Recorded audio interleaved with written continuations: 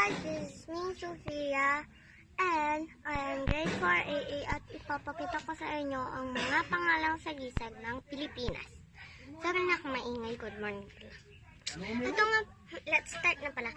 Ito nga po pala ang pambansang prutas ng Pilipinas. At iyon ang mangga.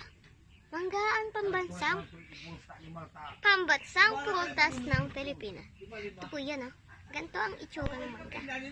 Okay. At ang pambansang rasas ng Pilipinas, wala po kaming sampagita.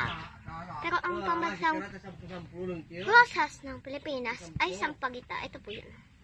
Sa cellphone ko na lang po ipapakita. Ganito po ang itsura. Okay po. Tapos yung pambansang dahon ng Pilipinas ay anahaw. Ito po yun, oh. Ganito po ang itsura ng anahaw. Ayan po. At ang pambansang ang pambansang puno ng Pilipinas ay nara. Ganito ang itsura ng nara.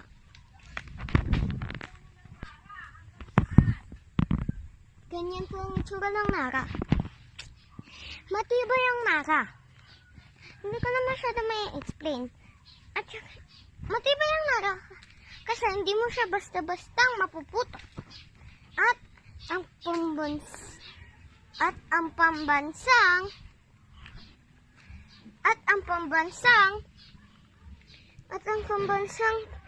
isda ng Pilipinas ay bangus. Bangus ang pambansang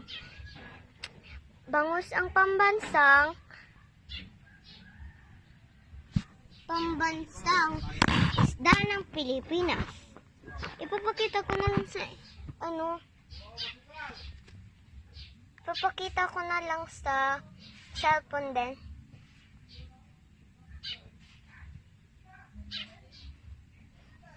Ayun po. Ganito po ang itsura ng bangus. Ito po. Ganito po. Ganito po siya. Ayun po. Ayun po. Ayun lang po.